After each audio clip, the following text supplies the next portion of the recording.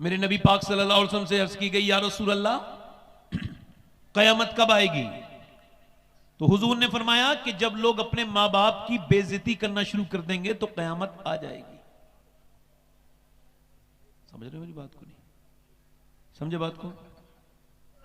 जब बच्चों से मां डरने लगे, बच्चों से मां, बैठ जाओ बेटे, बैठ जाओ, आपसे ही कह रहा हूं, ए मोबाइल पे बात करने वाले इधर जो खड़े हैं ये लोग, बेटे आके बैठ जाओ। अरे तो बात ना करो ना यहां पे, उससे कह रहा हूं मोबाइल से जो बात कर रहे हैं, आवाज आ रही है यहां तक। एक सुनो, शायर का लड़का था, सुनो, एक जोहरी का लड़का था, दोनों गुजर के जा रहे थे, ठीक? तो जोहरी के लड़का एक तरफ मुड़ा और उसने हल्की हल्की वहां की रेत हटाई और निकाल के बोला, ये देखो हीरे का टुकड़ा है। उसने कहा बात ठीक है यार, हीरा है कहां? चेक किया गया, हीरा ही था। अगले सफर पे जा रहे थे तो एक शायर का लड़का रुक गया और रुकने के बाद उसने झाड़ी का रुख किया और अंदर एक तितली फंसी हुई थी, उसको निकाल के उड़ा दिया। उसने कहा भाई तुम्हें कैसे पता चला? का जोहरी का लड़का खजाने ढूंढता है और शायर का लड़का जज्बात को ढूंढता है, हसास होता है। अब समझ रहे मेरी बात को? लोग कहते हैं मैंने अपनी मां को हज, अरे मां हज कराती है। मेरे नबी से पूछा गया, या रसूलल्लाह क़यामत, फरमाया जब मां बाप के साथ लोग बदतमीजी करने लगे, जब बाप डरने लगे अपने बेटे से, कहीं ये मुझ पे हाथ ना उठा दे, जब मां अपनी जवान बेटी से बात करते हुए शर्माए, घबराए और उसको डर लगे कहीं ये मुझे मारे ना, बदतमीजी ना करे, फिर कयामत आ जाएगी।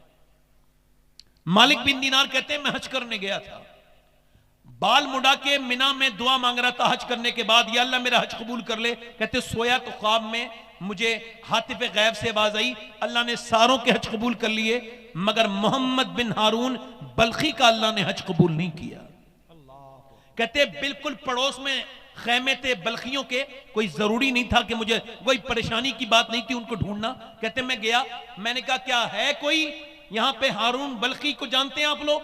बोले आप कैसी बात करते हैं, वो बड़े बड़े बुजुर्ग हैं, सब कुछ अल्लाह के नाम पे दे चुके हैं अपना, और हज करने आते हैं, इबादत ही करते रहते हैं। वो देखो सब लोग बैठे हैं, वो इबादत कर रहे हैं। कहते मैं उसके पीछे जाके बैठ गया, वो नमाज पढ़ रहा था, उसने सलाम फेरा और कहा अस्सलाम वालेकुम मालिक बिन दीनार।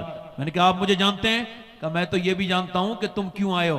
कहा क्यों आया हूं? कहा ये बताने आए हो कि मेरा हज कबूल नहीं।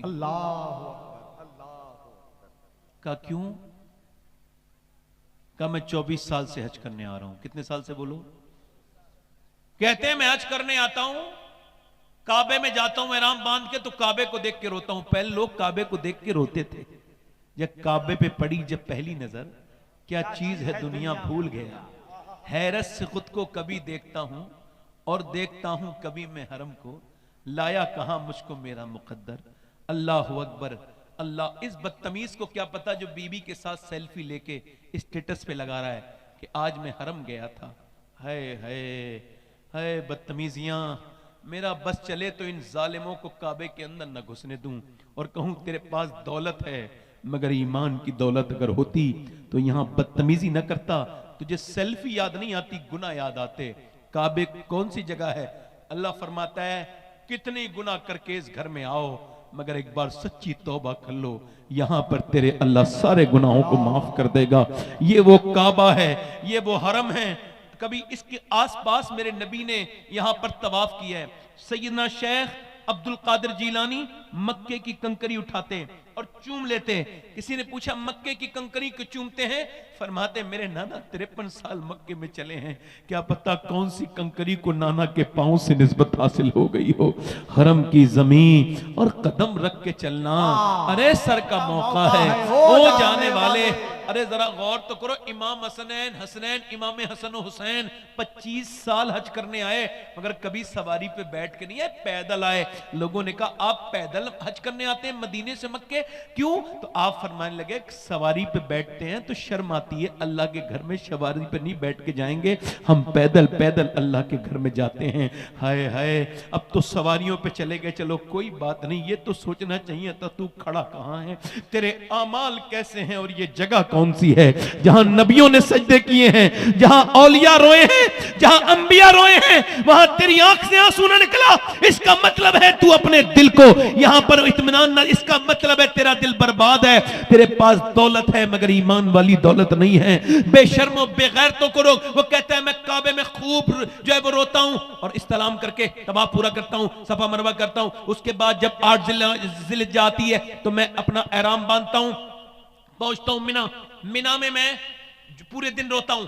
अरफात जाता हूं, अरफात के मैदान में खड़े होकर सुन्नत है दुआ मांगना, वहां पर सुन्नत है। और कोई ऊपर सर पे साया नहीं होता है और इंसान के टोपी तो हो ही नहीं सकती क्योंकि वो एहराम में होता है। तो जब पहली मर्तबा दुआ, वो पहले कहते हैं मैंने दुआ मांगी, मैं दुआ मांग रहा था, दुआ वहां मांगता हूं अरफात में हर साल, और कहता हूं मालिक मेरे गुनाह माफ कर दे। जहां हजरत आदम की दुआ कबूल हुई थी वहां दुआएं मांगता हूं। जहां मेरे नबी ने 6 घंटे लगातार दुआ मांगी थी, कितने घंटे? 6 घंटे। ऐसे करके हाथ लगाया सीने से और हुजूर कहने लगे आखिरी हज पे, या अल्लाह मेरी उम्मत को बख्श दे, या अल्लाह मेरी उम्मत को बख्श दे।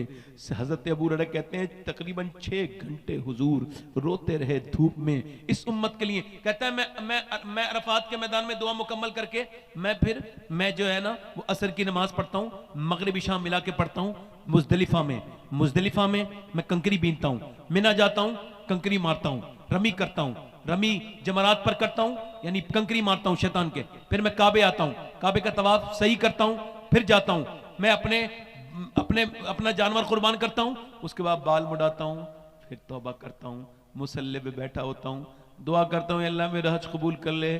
तो तेरे जैसा कोई अल्लाह का वली आता है और कहता है अल्लाह ने तेरा हज कबूल नहीं किया। कहता 24 साल हो गए लगातार हज करते करते। क्यों? कि मैं अपनी मां का गुस्ताख हूं। मैं शराब पीता था, शराब पी के रमजान के महीने में आया, मेरी मां ने मुझको देखा, कहा तुझे शर्म नहीं आती? मैंने कहा अम्मा खाना दे दे, भूख लगी है। कहा शर्म नहीं आती? शराब पीता है बदबख्त, मुंह से शराब की बदबू आ रही रमजान में, शराब तू खाना मांगता है मुझसे? कहते मुझे गुस्सा आया, जन्नाटेदार हाथ मैंने अपनी मां के मारा और वो बर्दाश्त न कर सकी, वो गिर गई उसी तंदूर में जिसमें रोटी बना रही थी, झुलसने लगी। मैं भी शराबी, मैं भी पीछे को गिर गया, नशा शराब का था। अपनी मां को झुलसते हुए चीखों की आवाज सुनता रहा मगर मैं शराबी था। है शराब पीने वाले, तूने अकेले ने शराब नहीं पी है, तूने अपने बच्चों का मुस्तकबिल इसमें मिला के पी लिया, तूने अपनी बीबी की खुशियों को पी लिया, तूने अपनी बीबी का चैन और सुकून पी लिया, तूने अपनी बहनों की इज्जतें खराब की, बेटी की जिंदगी भर ताने मिलेंगे, ये शराबी की बेटी है, ये शराबी की बहन है। तूने अपने घर वालों की इज्जत, तेरे नबी ने फरमाया था शराब बुराइयों की मां है, बुराइयों की मां है, ये मां है, इसको हाथ। वो कहता है मुझे लोगों ने अंदर रख कर दिया, मैं सो गया, दूसरी नाक खुली, मेरी बीबी जा रही थी। कहां जा रही हो? पैकिंग करके। क्या लगी अपने मैके। कहा क्यों? कहा इस वजह से मैं मां के कातिल के साथ तो नहीं रह सकती ना। कहा मेरी मां मर गई? हाँ मर गई। तुझे 9 महीने जिसने पेट में रखा ना वो आज मर गई और ये कह के मरी है मेरी सूरत उसको मत दिखाना, वो तो दफन भी हो गई। अल्लाह अकबर। मालिक बिन दीनार कहते हैं मैंने उसके मुंह पे थप्पड़ मारा, तेरी हज कबूल होगा? हज करने आता है? कहते हैं मैं फिर सो गया आके। जब मैं सोया तो मेरी आंख लगी, मैं सोया तो मुझे नबी पाक का दीदार हुआ। हुजूर ने फरमाया तूने डरे हुए को क्यों डरा दिया मालिक बिन दीनार? अर्ज की हुजूर वो मां का गुस्ताख है। का अल्लाह उसको बख्श देगा। हुजूर कैसे बख्शेगा? का मां की बदौलत ही बख्शेगा। कयामत के दिन उसकी मां अर्ज करेगी ए मेरे मालिक, इसने मुझे जला के मारा था, मेरी क्या खता थी, क्यों जला के मारा? अल्लाह फरमाएगा कि इसको जहन्नम में डाल दो। फरिश्ते घसीट के ले जा रहे हैं। अब आवाज देगा, मां नहीं सुनेगी, मां नहीं सुनेगी। फिर आवाज देगा, मां नहीं। अल्लाह रहम डालेगा दिल में, मौसरे हकीकी अल्लाह है। आवाज देगा, मां क्यों आवाज देता है मुझे? पूछेगी, कहा मैं वही बेटा हूं, हाथ जल गया था बचपन में तो तूने मेरा हाथ डाला था प्याली में और तू रोती रही थी मेरे फपोके देख के हाथ के। आज तो मुझे उस वक्त तो फपोके पड़े थे, आज तो जहन्नम में डाल रहे हैं, क्या मुझे माफ नहीं करेगी? मां सर उठाएगी और कहेगी, ए मेरे मालिक मेरे बेटे को माफ कर दे, मेरे लाल को माफ कर दे, मैंने अपने बेटे को माफ कर दिया।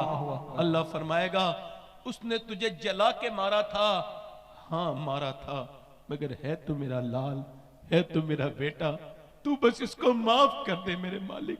इसने मुझे जला के मारा, मैं माफ करती हूं, इसको माफ कर दे। अल्लाह अकबर। अम्मी आयशा रो रही थी, हुजूर आए। ओ आयशा रोती क्यों है? कहा हुजूर मैंने आज माँ देखी। एक माँ आई दरवाजे पे, मुझसे बोली कुछ दे दो। मैंने 3 खजूरें दी, उसने एक बच्चा था उसे दे दी, दूसरे बच्चे को 2 दिन के भूखे बता रही थी बच्चों को, तो फिर दोनों बच्चे खा रहे थे, देखने लगी, फिर अपनी मुंह में रखा ना, तो बच्चे खा के माँ की तरफ देखने लगे, तो माँ ने अपनी मुंह से खजूर निकाली, आदीस के मुंह में दे दी, आदीस के मुंह में देखी, खुद नहीं खाई। अल्लाह अकबर। सारे बच्चों को बना के देती रही, खिलाती रही, पिलाती रही, सेहत का ख्याल रखती रही। अपने बच्चे को जब देखती थी कहती बड़ा कमजोर मेरा लाल हो रहा है, मगर जब वही माँ बूढ़ी हुई हमने आंखें बदल ली, उसके साथ बदतमीजी की, उसको जलील किया। याद रखना आवाजें बहुत लोग देते हैं, मगर जो माँ की आवाज होती है, ऐ मेरी माँ जब से तेरा लहजा खामोश हुआ आज तक ऐसा लहजा ना सुना, ऐसा लहजा ना सुना। अभी माँ है उसके हाथ चूम लो, उसकी दुआएं ले लो, बाप है दुआएं ले लो। मुझे 24 साल हो गए, मेरे वालिद को दुनिया से गए 24-25 साल हो गए। मैं आज तकरीर करता हूं, दुनिया तकरीर सुनती है, मैं सोचता हूं अल्लाह काश मेरा बाप मेरी एक तकरीर सुन लेता, एक आज होता तो देख तो लेता। जिसने पेड़ लगाया था कम से कम वो अपने पेड़ का एक फल तो खा लेता, एक फसल तो देख लेता कि उसका पेड़ कैसा जवान हो गया, मगर उसने नहीं देखा। मैं फिर तो कहता हूं जब ये मर जाएंगे ठंडी मिट्टी से रोने का क्या फायदा। बाबा फरीदुद्दीन गंजे शकर फरमाते मेरे नजदीक बाप का तलवा बगैर किसी कपड़े के चूमना 7 साल की नफली इबादत से बेहतर है, 7 साल की नफली इबादत से बेहतर है। मुझे नहीं पता कौन से पीर साहब की दुआ कबूल होती है, कौन से की नहीं होती है, और कितने पैसे में पीर साहब अच्छी दुआ करते हैं और कितने पैसे में अच्छी नहीं करते हैं, या पैसे लेके भी उनको याद रहता है कि नहीं रहता है। मगर अगर तू मां से दुआ कराएगा और बाप से दुआ कराएगा तो मैं पीर की तो गारंटी नहीं ले सकता, मगर माँ बाप की गारंटी लेता हूं। जब माँ बाप दुआ करते हैं मेरे नबी फरमाते हैं ऐसे कबूल होती है जैसे उम्मती के हक में नबी की दुआ कबूल होती। क्या कहने, जिंदाबाद। नारे तकबीर, नारे रिसालत, अज़मते वालिदैन, जिंदाबाद, जिंदाबाद। क्या कहने, क्या कहने। अल्लाहु अकबर, अल्लाहु अकबर। अगर अपनी आखिरत संभालना चाहते हो तो अपनी माँ से कहो माँ, याद रखना जिसके माँ बाप उससे राजी हो के मर गए वो जन्नती है, जिसके माँ बाप इस हाल में मरे कि नाराज थे तो अब उसको अल्लाह ही माफ करे। क्या कहने, जिंदाबाद। माँ बाप से की अजमत अपनी किसी खिदमत करो। आखिरी बातें और कर रहा हूं, दिल लग रहा नहीं लग रहा है? मेरी बहनें मेरी बेटियां बैठी हैं, एक बात कर रहा हूं, आखिरी बात कर रहा हूं, बड़ी मेहरबानी। क्या कहने, क्या कहने। बस बहुत शुक्रिया, अल्लाह भी ऐसे ही। अच्छा वो बताएं, मैं कभी कभी सोचता हूं कि यार हुजूर तकरीर तो सुनते ही हैं हमारी सब, है ना? क्या कहने, जहां से हम बोलें, हम यहां से पुकारें वहां वो सुने। जैसे ये भाई हमारे खुश होके आए हैं, अगर जिंदगी की पूरी जिंदगी में एक नजर हुजूर ने डाल दी होगी तो सुनाने वाले का बेड़ा पार नहीं होगा, सुनने वालों का भी बेड़ा पार हो जाएगा। क्या कहने। याद रखो अगर उठ गई एक नजर, जितने खाली हैं सब जाम भर जाएंगे, जितने खाली हैं सब, मगर जाम वो भरते हैं जिनके कासे सीधे होते हैं। कासे सीधे करके बैठो, थोड़ी बातें और करनी है मुख्तसर सी, कासे सीधे करके बैठो, इंशाल्लाह रहमत रुकेगी। मगर कासे ठीक भी तो सीधे तो होने चाहिए। ये थोड़ी कुछ बाजार में घूम रहे थे, मगर अब माशाल्लाह सब आ गए, अच्छे लोग हैं, इस तरह की पब्लिक अच्छी होती है माशाल्लाह, ये सब अच्छे नेक लोग हैं। और अब ये एकदम उठेंगे नहीं, क्योंकि उनको पता है रोज जागते हैं उसूल के लिए, आज जाग रहे हैं जिक्र रसूल के लिए। रोज सो जाते हैं चैन के लिए, आज हम बैठे हैं हुसैन के लिए। अल्लाह खुशियां दे आपको। एक बात और अर्ज कर रहा हूं, ये कोई तकरीर नहीं है, मशवरा है। अपनी 5-6 साल की बेटी को इस्लामी लिबास पहनाओ, उसका सर ढकवाओ। क्या कहने हैं? देखो दिलबर भाई और मोहम्मद अली साहब और ये उलमा बैठे हैं, 2 तरह की लड़की हमारे माशरे में पाई जाती है। कितने तरह की? 2 तरह की। एक तो वो है जिसे पहनाया जा रहा है लिबास, वो पहन नहीं रही है, पर्दे को कहा जा रहा है, शादी में बेपर्दा, बाजार में बेपर्दा। और एक वो है जो इम्तिहान देने जा रही है और उससे मास्टर कह रहा है पर्दा उतारोगी तो इम्तिहान दे पाओगी, कॉलेज में तब घुसोगी जब इम्तिहान, तब दोगी जब बुर्का। तो वो कह रही है मैं आखिरत का इम्तिहान ज्यादा जरूरी समझती हूं, लिहाजा मैं अपनी जान दे दूंगी मगर बुर्का नहीं उतार लूंगी, चाहे पेपर देने दो या ना देने। क्या कहने हैं? 2 तरह की लड़कियां हैं, 2 लड़कियां हैं। एक तो वो बेशरम बेहया जिससे किसी ने नहीं कहा फिर भी बेपर्दा, और एक वो है जिससे लोगों ने जोर लगाए क्या कहने कि ये डर जाए, मगर जब उसने नारे तकबीर लगाई तो पूरी दुनिया को पता चल गया कि हिंदुस्तानी मुसलमानों में अभी ज़ैनब का किरदार खत्म नहीं हुआ, जिंदा है। क्या कहने हैं? जिंदाबाद जिंदाबाद जिंदाबाद जिंदाबाद। एक वो बेशरम है, तो ये बेशरम कहां से आई? ये बचपन से इसकी अम्मी ने इसे नाचना गाना सिखाया, घर में टीवी चली, फिल्म, अब्बा बेशरम मम्मी बेशरम, उसको जीन्स की पैंट बचपन में पहनाई, बड़े होके वो क्या पर्दा करेगी? किसी लड़की को लड़कों का लिबास पहनाना ये कितना हराम है। अम्मी आयशा फरमाती एक औरत ने सिर्फ मर्दाने जूते पहन लिए मर्दों के, तो हुजूर ने उस पर लानत फरमाई। अब जो पहनाती हैं ये समझ लें, इसका मतलब क्या है? बचपन में अगर पर्दा करा दिया जाए तो बड़े होके औरत जान दे देगी मगर पर्दा। और हमने देखा एक औरत का इंतकाल हो रहा था, मेरी बहुत करीबी की रिश्तेदार, और उसकी उम्र भी 35 साल थी। दिल्ली में बच्चे की डिलीवरी हुई, तबीयत बिगड़ गई, ज्यादा बिगड़ी, इंतकाल होने वाला था। हम खड़े थे सब वहीं पे, वो सैयदजादी थी। मैंने देखा उसकी रूह निकलने से 2-3 सेकंड पहले, 4 सेकंड पहले डॉक्टर आया, उसने एकदम डॉक्टर को देखती पर्दा उठाया, मगर हाथ ऊपर जा ना सका, रूह निकल गई। मगर दुनिया को यह बता गई अगर बचपन में पर्दा करा दिया जाए रूह निकलती है मगर हया नहीं निकलती। जिंदाबाद जिंदाबाद। ये जो किसी गैर मुस्लिम के घर में चली गई ना, जिसका अफसोस कर रहे हैं आप लोग, मैं भी करता हूं अफसोस, मुसलमान के नाम पे गई है, तकलीफ है, दर्द है, घुटन है, मगर फिर भी कह रहा हूं वो जो गई है ना गैर मुस्लिम, जो खुश हो रहे हैं हमने इतनी लड़की बदलनी, इतनी बदलनी, इतनी बदल, मैं कहता हूं भी हैसियत में नहीं हो कि बदल सको। जिसका तुम इस्लाम छुड़ाने की बात कर रहे हो उसने इस्लाम पकड़ा ही नहीं था। वाह। किसी बेहया को पकड़ के तुमने कन्वर्ट करा दिया, किसी बेशरम को कन्वर्ट करा दिया। तुम्हारे पास नमूना यह भी है कि कर्नाटक की एक लड़की ने पूरी दुनिया को हैरत में डाल दिया था। अगर उस तरह की किसी लड़की को बदलो तो हम समझ जाएंगे तुम जिन्हें इस्लाम छुड़ाने की बात कर रहे हो उन्होंने इस्लाम पकड़ा ही नहीं था। जो इस्लाम पकड़ लेता है जान देता है मगर इस्लाम नहीं देता।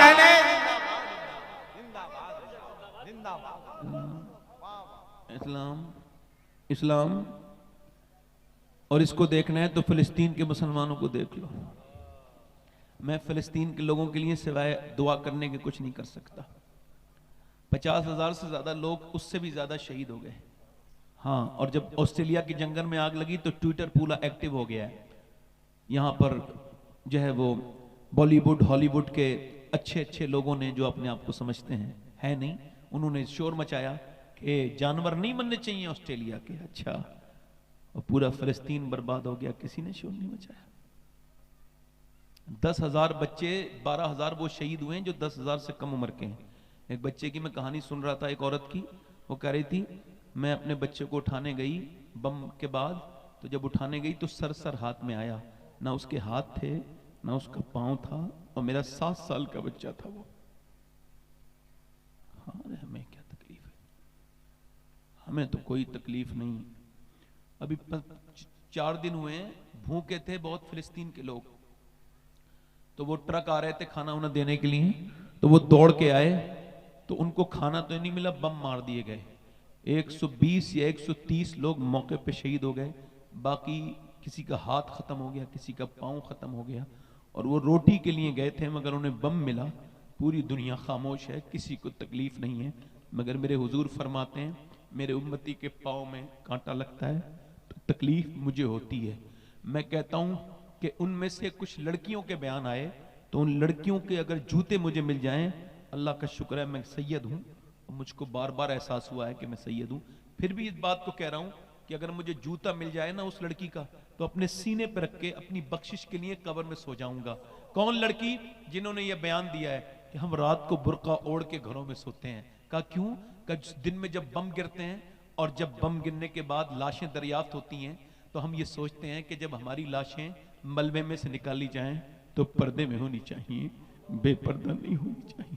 और जब उनकी लाशें निकाली गईं तो वो बुर्का ओढ़े हुई थी। मैंने औरतों को देखा, वो भी औरतें हैं, बच्चे गोद में लिए हुए हैं, लाशें, बेटों की लाशें, अपने शौहर की लाशें, मगर कोई एक लड़की भी हाँ नहीं मचा रही। कुरान की कोई आयत पढ़ रही है, कोई अल्लाह का शुक्र अदा कर रही है, कुरान पढ़ रही है। ये औरतें घरों में बैठ के कुरान नहीं पढ़ रही, वो लाशों के ढेर पे कुरान पढ़ रही हैं। इन औरतों ने घरों में पर्दे, शादियों में पर्दे नहीं किए, वो जंगों में पर्दे कर रही हैं।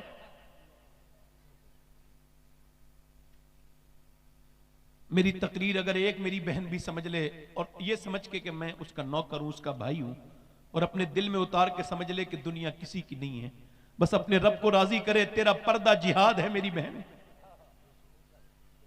तू अगर चाहे तो नस्ल को बदल सकती है। आज अगर घरों में मुसल्ले बिछना शुरू हो गए, क्या तावीजों के चक्कर में पड़ गए? तावीज इस मियां से ले आओ, उस मियां से, किसी मियां का तावीज कौम की हालत नहीं बदल सकता। अगर कौम की हालत बदलेगी तो कुरान की तिलावत बदलेगी, अगर कौम की हालत बदलेगी तो घरों में सजदे करने से बदलेगी। आखिरी बात करके अपनी बात को खत्म करने लगा हूं, बस मुझे 1 घंटा हो गया, बस आखिरी बात कर रहा हूं और मेरी बात को ध्यान से सुनना। तौबा कर लो अपने रब से। क्या कर लो? बोलो, अपने रब से कहो हमें माफ कर दे। एक आदमी है, उसने कहा, हुजूर फरमाते हैं, मुस्लिम शरीफ की हदीस है कि जब मैं मरूं तो मुझे आग लगा देना, दफन न करना। क्या कर देना? अब उसको आग लगा दी गई उसके बच्चों, उसकी राख भी फेंक दी गई इधर उधर। अल्लाह ने राख को जमा किया, उसको जिंदा किया। हुजूर फरमाते हैं उसको सामने अल्लाह ने अपनी रहमत के से पूछा, ये बता कि तूने क्यों आग लगाई थी? कहने लगा, मालिक मैं इतना गुनहगार था कि तेरे सामने कैसे आता, तो मैंने अपने अंदर आग लगा ली कि मैं गुनहगार हूं, सियाकार हूं, बदकार हूं, तेरे सामने हाजिर होने की मेरी हैसियत नहीं, तो मालिक मुझे माफ कर दे, मुझे माफ। मैं इस वजह से अल्लाह ने फरमाया, ने फरमाया ये बता मैं तुझे क्यों ना बख्शूं जो तू बिन देखे मुझसे इतना डरता है। बिन देखे का सौदा है मेरे दोस्त। मेरी बहन इधर देख ले और आप भी देख लो, आप भी सुन लो। मेरे नबी अपनी बेटी के घर गए, सैयदा कायनात के। एक दिन हुजूर ने पूछा, फातिमा चांद देख लिया? कल वो ईद है। कहा, अब्बा चांद तो नहीं देखा। कहा क्यों? कहा सबने चांद देखा है, आपने नहीं देखा। कहा अब्बा जिस चांद पर गैर महरम की नजर पड़ी हो उस चांद को फातिमा नहीं देखना चाहती। मेरा इमाम बोला, जिसका आंचल न देखा मोह मेहर ने, उस रिदाए नजाहत पे लाखों सलाम। हाँ, हुजूर अम्मी आयशा फरमाती है, सैयदा फातिमा आ रही थी, चादर में कुछ बंधा हुआ था। मैंने कहा हुजूर बेटी आ रही है। हुजूर उठ के खड़े हो गए। कहा बेटी कैसे आई? चादर खोली, कहा अब्बा लीजिए रोटी। रोटी निकाली, एक लुकमा हुजूर ने खाया, आंखों में आंसू। अब्बा रोते क्यों हैं? मेरी फातिमा आज तेरे अब्बा के मुंह में 5 दिन के बाद ये पहला लुकमा गया है। तो कहा इस वजह से। तो हुजूर से अर्ज करने लगी, अब्बा अली आज ही लाए थे जो, तो मैंने रोटी भी बनाई, खाना भी बनाया और अली और हसन हुसैन को खिला दिया, मगर मैंने एक भी लुकमा चख के न देखा अब्बा। मैंने सोचा पहले अपने अब्बा को, प्यारे अब्बा को खिलाऊंगी, उसके बाद फातिमा खाएगी। बिलाल हबशी कहते हैं मुझसे हुजूर ने मना किया था, बिलाल बताना नहीं किसी को। बिलाल कहते हैं मैंने हुजूर के साथ 19 दिन के फाके किए हैं, 19 दिन के। बिलाल कहते हैं एक दिन हुजूर के 2 पत्थर बंधे हुए थे। कितने पत्थर? 2 पत्थर। तो दोनों हाथ उठाए हुए थे और दुआ कर रहे थे। मैंने सुना, मैं सुनूं जाके क्या दुआ कर रहे हैं? कहते मैंने करीब गया तो हुजूर दुआ कर रहे थे, या अल्लाह मेरी उम्मत कभी भूखी ना मरे, या अल्लाह मेरी उम्मत कभी, यानी मैं मेरे जैसा गुनहगार भी उसी दुआ में शामिल है। ये हसन रजा साहब, ये भी उसी दुआ में शामिल, ये दिलबर शाही, ये सब जितने बैठे हो मेरी बहनें, सब उसी दुआ में शामिल हैं। इसी वजह से और उम्मतें भूखी मरी, मगर इस उम्मत को भूख का वो सामना नहीं करना पड़ा। क्यों? मेरे मुफ्ती आजम फरमाते हैं, खाते हैं तेरे दर का, पीते हैं तेरे दर का। उसी पैगंबर को राजी करने के लिए हाथ उठा के बताओ कितने अपनी हुजूर के ऊपर जान दे दोगे? दोनों हाथ रख दो, नीचे हाथ कर लो। जान देने का वक्त नहीं है। जो अपनी जान दे सकता है वो कुछ भी कर सकता है, कुछ भी कर सकता है ना। एक दूसरे की तरफ देखना, मुस्कुराना नहीं। कितने नौजवान ऐसे हैं जो आज से नबी के नाम पे जान भी दे देंगे और आज से पूरी दाढ़ी भी रखा लेंगे। इस महफिल में खड़े हो जाएं वो लोग जो आज से दाढ़ी रखाएं, वो खड़े हो जाएं। जो पूरी दाढ़ी रखाएं, सोच समझ के खड़े हों।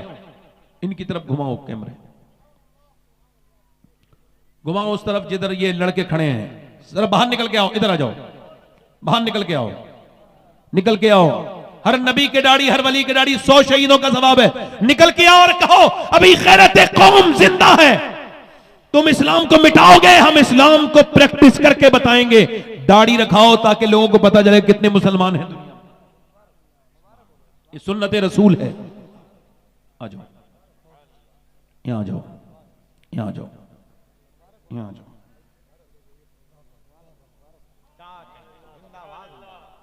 तो जो है, तो जो है, और कोई आशिक रसूल है इस महफिल रसूल में? चलो यहां आके खड़े हो जाओ जो दाढ़ी आज से पूरी रखाएं। आपके दाढ़ी है, आप बैठ जाओ, यहीं बैठो, आगे सामने बैठो। दाढ़ी जो आज से पूरी रखाए, माशाल्लाह आंखें सुर्ख हैं, मतलब मेरे हुजूर का कर्म हो गया है। हाथ ऊपर कर लो, हाथ ऊपर कर लो। मेरे साथ को इंशाअल्लाह वादा करते हैं आज के बाद ना दाढ़ी कटेगी ना मुड़ेगी। अच्छा, मैं मदीने जा रहा हूं, मोहम्मद अली भाई भी जा रहे हैं, हमारे नासिर भाई भी जा रहे हैं, तो मैं इनकी खिदमत में जा रहा हूं, इनकी खादिम हूं मैं। तो अगर आप कहो तो आपका सलाम हुजूर की बारगाह में पेश कर दूं। सब दाढ़ी रखाने वालों का तुम वादा पक्का करो, मैं सलाम पेश करूंगा इंशाल्लाह, है ना। अल्लाह आपको सलामत रखे। बैठे बैठे आराम से, इंशाल्लाह दाढ़ी रखाएंगे। अब देखो यहीं बैठ जाओ, जहां खड़े हो ना यहीं बैठ जाओ। देखो ये जगह है, और बाकी जमीन पे बैठ जाना, अल्लाह मर्तबे बुलंद करेगा। यहीं बैठ जल्दी।